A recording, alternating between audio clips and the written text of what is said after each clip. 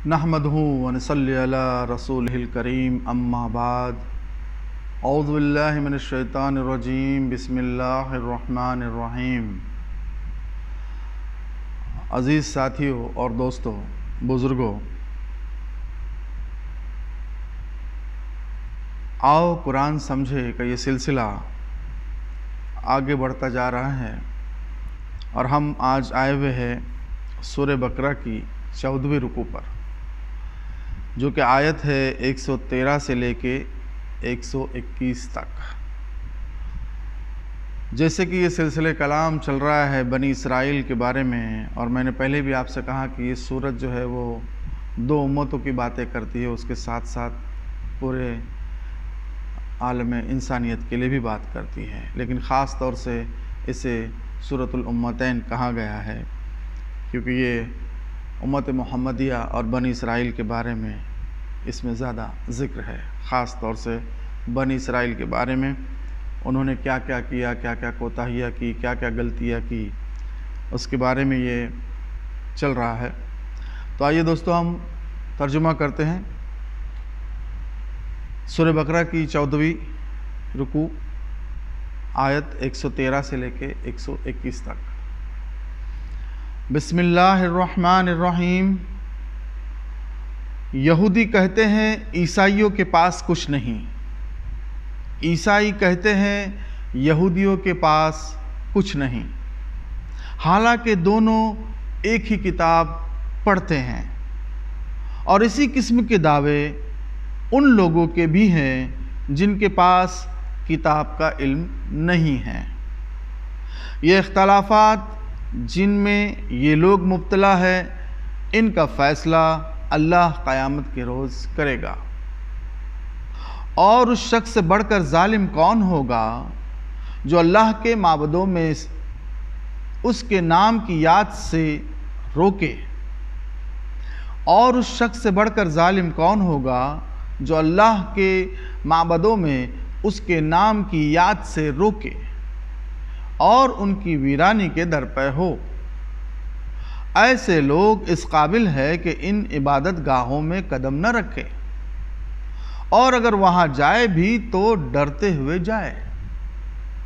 इनके लिए तो दुनिया में रुसवाई है और आखिरत में अज़ाब अज़ीम। मशरिक और मगरिब सब अल्लाह के हैं, जिस तरफ भी रुख करोगे उसी तरफ अल्लाह का रुख है। अल्लाह बड़ी वसअत वाला और सब कुछ जानने वाला है। इनका कौल है कि अल्लाह ने किसी को बेटा बनाया है। अल्लाह पाक है उन बातों से। असल हकीकत ये है कि ज़मीन और आसमानों की तमाम मौजूदात उसकी मिल्क है। सब के सब उसके मुती व फरमा बरदार है, सब उसके मुती व फरमा है। वो आसमानों और ज़मीन का मुअज्जिद है, और जिस बात का वो फैसला करता है उसके लिए बस ये हुक्म देता है कि हो जा, और वो हो जाती है।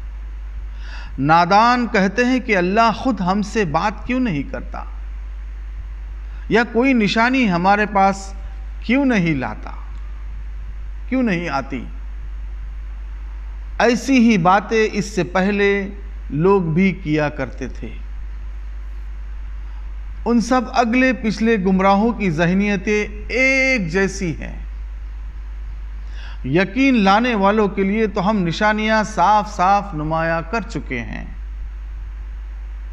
इससे बढ़कर निशानी क्या होगी कि हमने तुमको इल्म हक के साथ खुशखबरी देने वाला और डराने वाला बना कर भेजा। अब जो लोग जहन्नम से रिश्ता जोड़ चुके हैं उनकी तरफ से तुम जिम्मेदार और जवाबदेह नहीं हो। यहूदी और ईसाई तुमसे हरगिज़ राज़ी न होंगे जब तक तुम उनके तरीके पर न चलने लगो। साफ कह दो कि रास्ता बस वही है جو اللہ نے بتایا ہے، ورنہ اگر اس علم کے بعد جو تمہارے پاس آ چکا ہے تم نے ان کی خواہشات کی پیروی کی تو اللہ کی پکڑ سے بچانے والا کوئی دوست اور مددگار تمہارے لیے نہیں ہے۔ جن لوگوں کو ہم نے کتاب دی ہے وہ اسے اس طرح پڑھتے ہیں جیسا کہ پڑھنے کا حق ہے، وہ اس پر سچے دل سے ایمان لاتے ہیں، اور جو اس کے ساتھ کفر کا رویہ اختیار کرے وہی اصل میں نقصان اٹھانے والے ہیں۔ صدق اللہ العلی العظیم۔ تو آئیے دوستو اب چلتے ہیں ہم اس کے نکات۔ سورہ بقرہ کی 14ویں رکوع آیت 113 سے 121 تک۔ اس رکوع کے شروع میں کہا گیا ہے کہ یہودی کہتے ہیں عیسائیوں کے پاس کچھ نہیں ہے، اور عیسائی کہتے ہیں یہودی کے پاس کچھ نہیں ہے، حالانکہ دونوں ایک ہی کتاب پڑھتے ہیں، اور دعویٰ ان کا بھی ہے جن کے پاس کچھ نہیں ہے، یعنی مشرکین عرب۔ تو غور کرنے والی بات یہاں یہ چیز ہے کہ آج ہمارے اوپر یہ بات کس طرح سے فٹ ہوتی ہے۔ امت محمدی میں کتنی جماعتیں، کتنے مسلک ہو گئے ہیں، اور ایک دوسرے پر کیسے کیسے تانے اور مخالفت پر اترتے ہیں ہم لوگ، اور ایک دوسرے پر کیسے کیسے تان مخالفت پر اترتے ہیں۔ بہت سوچنے کا مقام ہے یہاں پر۔ ہم بھی کتاب پڑھتے ہیں، ہم سارے لوگ کتاب پڑھتے ہیں، کوئی بھی ہو، کوئی بھی فرقے کا ہو، کوئی بھی مسلک کا ہو، ہم بھی یہی کتاب پڑھتے ہیں، لیکن ہر ایک کے دعوے الگ الگ ہیں۔ ہر ایک یہ کہتا ہے کہ میں صحیح ہوں، وہ غلط ہے، وہ صحیح ہے، یہ غلط ہے، اور جن کے پاس کچھ نہیں ہے، جیسا کہ اس وقت مشرکین عرب تھے، یہاں پر بھی بہت سے ایسے مشرکین ہیں، وہ کہتے ہیں ہم صحیح ہیں، ہم سب کو ایک جگہ پر لے کر آئیں گے، ہم واپس ان کو لے کر آئیں گے، ہمارے دھرم میں لائیں گے۔ دوستو، بزرگوں، یہ بہت ہی بڑا سوچنے کا مقام ہے ہمارے لیے بھی، کہ ہم یہ سوچتے رہتے ہیں کہ ہم بھی قرآن پڑھتے ہیں جو کہ ایک ہی ہے، تو ہم نے اپنے اوپر بھی یہ کس طرح سے لاگو کر دیا کہ ہم صحیح ہے یا غلط ہے۔ ہماری بھی یہی وشفل تھنکنگ میں آ گئے ہم لوگ، وہ صحیح یہ غلط، یا ہم صحیح وہ غلط، اور ہم لوگ ایک دوسرے کے مسلک پر اتر کے جماعتیں اس طرح سے غلط فہمیوں میں پڑ گئے ہیں، اور اس طرح سے ہم دور ہو گئے ہیں جیسا کہ ہم نے اللہ کی رسی کو چھوڑ دیا، ہم ایک ساتھ نہیں ہیں۔ اس قوم کا حال اسی طرح ہو گیا ہے، بٹ کے رہ گئے ہیں ہم لوگ۔ تو یہاں سب جماعتیں یا سبھی مسلک اور ایک طبقہ جو مشرکین کا ہے، یہی سب کے دعوے۔ آپ سوچئے، سوچنا اس لیے ہمیں ہے کہ کہیں ہم بھی ویسے ہی نہ ہو جائیں اور وہی باتیں نہ کریں جو بنی اسرائیل نے کی تھی۔ اس لیے ہمیں یہ قرآن کے ساتھ یہ تنبیہ کی گئی ہے اور یہ بتایا گیا ہے، یہ ساری اگلوں اور پچھلوں کی کہانیاں نہیں ہیں، یہ ہمارے لیے ایک مثال ہے، یہ سبق ہے۔ پھر اس میں ایک پارٹ آیا کہ اس شخص سے بڑھ کر ظالم کون ہوگا جو اللہ کے بندوں کو اللہ کے گھر میں آنے سے روکے اور ان کی ویرانی کے در پہ ہو جائے۔ ایسے لوگ ان عبادت گاہوں میں قدم نہ رکھے۔ یہ خطاب کا آخری حصہ چل رہا ہے جس پر ڈائریکٹ کوشچن اور آنسر سے یہ کہ ایسے لوگ اس وقت جب روکا جاتا تھا ان کے لیے یہ آیت تھی کہ کیونکہ آگے ابھی ان کے ہاتھوں سے وہ سب جانے والا ہے، مطلب ابھی یہ ان کو سیدھا سیدھا کہا گیا ہے کہ ابھی ان کو روکا جائے، ان کو اس منصب سے نکالا جائے گا۔ آہستہ آہستہ بھی یہ ڈائریکٹ خطاب ان کو ڈائریکٹ وارننگ کی طرح ان کو کہا جاتا ہے کہ ایسے لوگوں کو نہیں جانا چاہیے، ایسے لوگوں کو اس کعبے کے متولی بننے کا کوئی حق نہیں ہے جو لوگوں کو اللہ کے گھر سے آنے سے روکتے ہیں، اور اگر وہ آئے بھی تو ڈرتے ہوئے آئے۔ اس کا مطلب یہ ہے کہ جو اچھے لوگ ہیں، جو مسلمان ہیں، ان کے ہاتھوں میں اس کا مینجمنٹ ہو، اور یہ لوگ جب آئے تو کوئی شیطانی نہ کرے وہاں پر، یا کوئی شرارت نہ کرے، وہ ڈرے۔ اب آگے ذکر اس طرح سے آتا ہے کہ مشرق اور مغرب سب اللہ کے ہیں، جس طرف بھی رخ کرو گے بس اللہ کا رخ ہے۔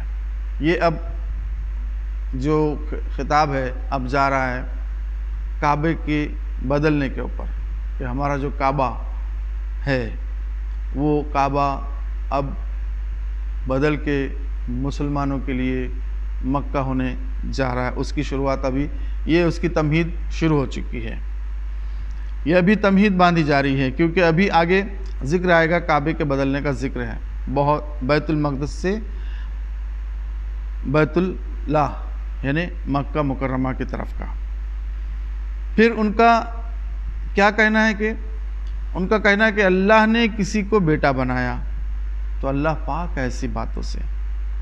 زمین اور آسمانوں کی ساری چیزوں کا مالک اور خالق وہی ہے، اور وہ کسی چیز کے لیے ہونے کے لیے کہہ دیتا ہے کہ ہو جا تو وہ ہو جاتی ہے۔ کن فیکون کی جو اس کی جو خاصیت ہو جاتی ہے۔ پھر ان کی نادانی یہ کہ کہتے ہیں کہ اللہ خود ہم سے بات کیوں نہیں کرتا، یا کوئی نشانی ہماری طرف کیوں نہیں آتی۔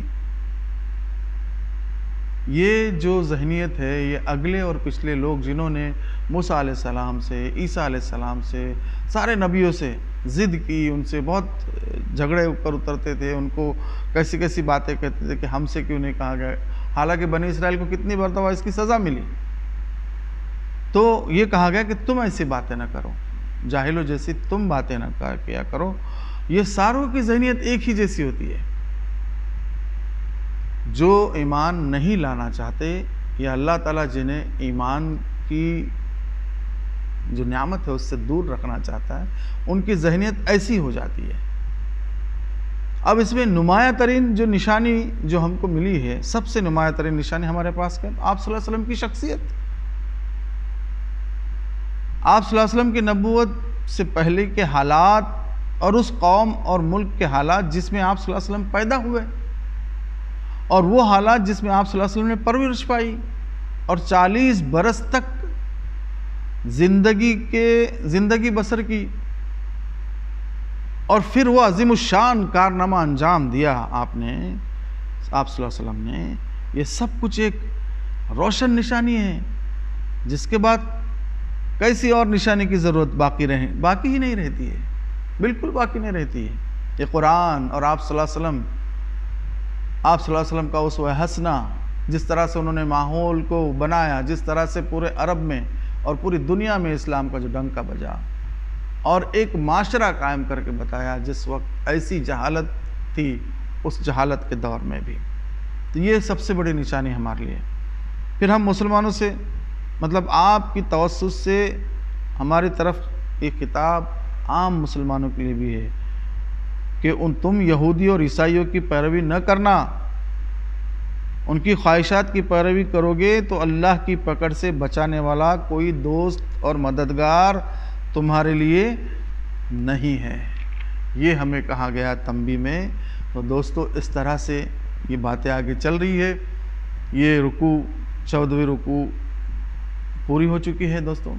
اب ہم یہاں پر ختم کرتے ہیں، اگلے رکوع کے لیے پھر سے انشاءاللہ ہم تیاری کرتے ہیں، اور دعا کرتے ہیں اللہ تعالی ہمارے سارے گناہوں اور کوتاہیوں کو معاف فرمائے، اور ہمیں نیک اور صالح بنائے، قرآن کو سمجھنے، پڑھنے اور اس پر عمل کرنے کی توفیق عطا فرمائے، اور جو بھی ہم سے کوتاہیاں غلطیاں ہوئی ہو انہیں اللہ تعالیٰ اپنے رحم و کرم سے معاف کر دے۔ وصلی اللہ علی سیدنا محمد وعلی آلہ وصحبہ وسلم۔ ربنا آتنا فی الدنیا حسنۃ وفی الآخرۃ حسنۃ وقنا عذاب النار وقنا عذاب القبر وقنا عذاب الحشر وقنا عذاب الدین وحشرنا یوم القیامۃ مع الابرار۔ سبحان ربک رب العزۃ عما یصفون وسلام علی المرسلین والحمد للہ رب العالمین۔